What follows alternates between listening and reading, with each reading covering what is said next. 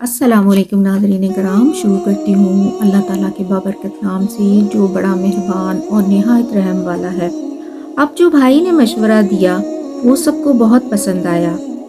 اس نے کہا، جیسا کہ ذکر ہے قرآن پاک میں، ایک بولا بھولنے والا، مت مارو یوسف کو اور پھینک دو ایک گمنام کنویں میں کہ اٹھا لے جاوے اس کو کوئی مسافر، اور پھر توبہ کر لو اور اپنے باپ کے پورے فرما بردار رہو تاکہ اللہ بھی ہم کو اس حرکت پر معاف فرما دے۔ اب بھائی اس سوچ بچار میں تھے کہ کسی طرح یوسف کو لے جائیں، مگر ان کے والد نہ مانتے۔ پھر آپس میں مشورہ کیا اور یوسف کو بہلایا کہ ہم تم کو کھیل تماشا دکھائیں گے اور بکری کا دودھ بھی خوب پلائیں گے، تم والد سے اجازت لو۔ حضرت یوسف والد کے پاس گئے، انہوں نے فوراً گود میں لے لیا۔ انہوں نے بھائیوں کے ساتھ جانے کی اجازت طلب کی کہ میں بھائیوں کے ساتھ سیر کو جانا چاہتا ہوں اور وہاں بکری کا دودھ بھی خوب پیوں گا۔